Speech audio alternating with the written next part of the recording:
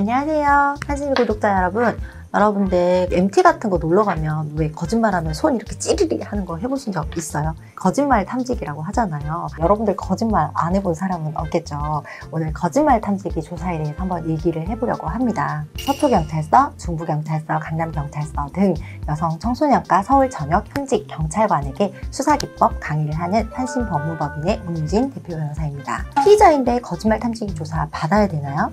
피해자인데 거짓말 탐지기 조사 받아야 되나요? 이런 질문 정말 너무 많이 받아요. 어릴 때 처음 해본 거짓말 여러분 혹시 기억하세요? 저도 이제 처음 해본 거짓말이 뭘까 사실 기억은 나지 않는데 아마도 뭐 먹을 거에 관한 얘기가 아니었을까? 나 안 먹었어. 하나 더 먹으려고 막 이랬을 수도 있고, 우리 사실 모두가 거짓말 한 번씩은 하잖아요. 안 좋아하는데 좋아한다고 한다던가, 뭐 드실래요? 아무거나 괜찮아요. 나 사실 저거 먹고 싶은데 이렇게 하기도 하고, 하얀 거짓말도 있고. 그런데 대부분의 사람들은 거짓말을 하면요 심장이 되게 빨라지고 맥박도 빨라지고 혈액순환이 막 흐름이 막 치솟고 이렇게 생리적인 변화를 겪는다고 해요. 바로 이 점에 착안해서 수사 방법 중 하나로 거짓말 탐지기 조사를 하게 되는데요. 거짓말 탐지기 조사는 그 범죄자, 피의자만 하는 것은 아니에요. 피의자와 피해자 모두에게 실시될 수 있습니다. 왜냐하면 피해자도 무고로 고소를 하는 경우도 있기 때문인데요. 오늘은 이 거짓말 탐지기 조사를 꼭 받아야 되는지, 받을 때 꼭 알고 가야 되는 사항이 무엇인지에 대해서 좀 알아보려고 해요. 거짓말 탐지기 조사 굉장히 두렵죠. 저희 의뢰인들도 거짓말 탐지기 조사를 받아야 되냐, 받는 게 낫냐,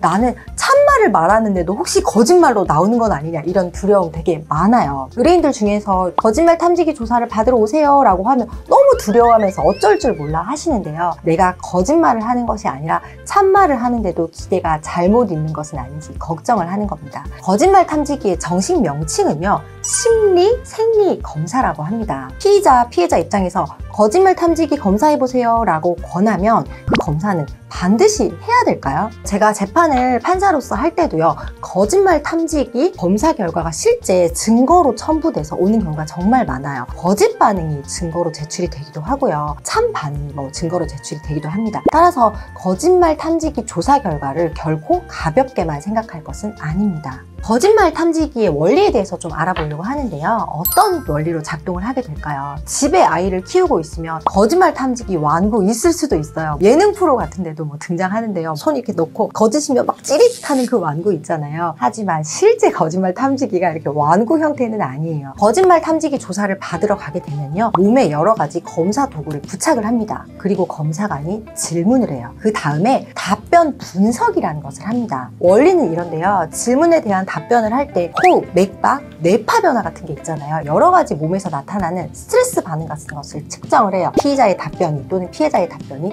진실인지 거짓인지 측정을 한 다음에 여기서 끝나는 게 아니라 분석하는 결과까지, 이것이 바로 거짓말 탐지기 조사의 전부라고 할 것입니다. 거짓말 탐지기 조사 막 오라고 하면요, 의뢰인들 너무 두려워가지고 변호사님 동석해 달라고 하시는 경우 있어요. 거짓말 탐지기 조사에도 변호사가 동석을 할까요? 경찰 수사 규칙에 의하면요, 원칙적으로 거짓말 탐지기는 변호인이 동석하는 절차는 아니에요. 하지만 정말 사람이 너무 긴장을 하면요, 참말을 하는데도 심장이 미친 듯이 두구두구두구 막 뛰고 박동이 불안정해지고 이렇잖아요. 사실 우리 발표 앞두고 있을 때나 피아노 독주에 어릴 때 해보셨죠? 거짓말하는 절차가 아닌데도 엄청 떨리고 심장이 두구두구 뛰기도 하잖아요. 그런 점에서는 아무래도 심리적인 안정이 되면 차분하게 답변을 하실 수도 있겠죠. 정말 중요한 사건 같은 경우에는 거짓말 탐지기 측정할 때는 안 들어가지만 막 그 앞까지 막 같이 가달라 그런 말씀을 하시는 분들이 있어요. 이럴 때는 가끔은 변호인이 여러분들의 변호사이자 보호자가 되는 건 아닌가, 이런 생각이 들기도 합니다. 수사기관에서는 피의자에게 어떨 때,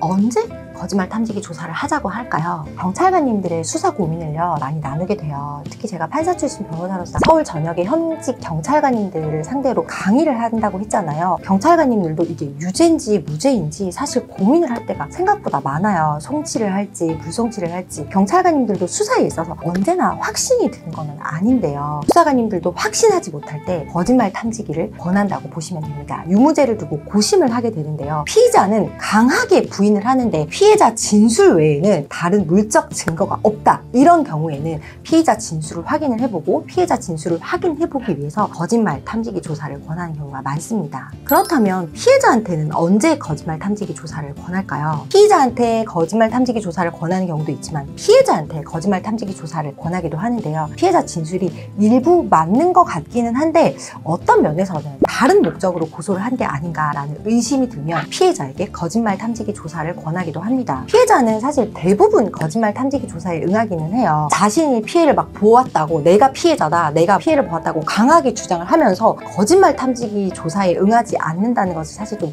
생각하기 어렵거든요. 하지만 피해자라고 해서 반드시 응해야 되는 것은 아닙니다. 왜냐하면 피해자도요, 범죄를 당했기 때문에 심리적으로 굉장히 많이 위축되거나 두려운 상태가 있을 수 있고, 따라서 그런 상태에서는 심리 생리 반응 자체가요, 참말을 말하는데도 거짓말이 나올 수도 있잖아요. 따라서 피해자라고 해서 꼭 거짓말 탐지기 조사에 응하는 것은 아니고요. 하지만 그런 경우에는 고소 사실 자체가 거짓이 아닌가, 이렇게 신빙성이 없다고 생각할 수 있기 때문에 이런 경우에는 변호사와 의논을 해서 거짓말 탐지기 조사에 응할지 여부를 결정하시는 것이 낫다고 봅니다. 물적 증거가 없어요. CCTV도 없고 오로지 이 사건은 말밖에 없다.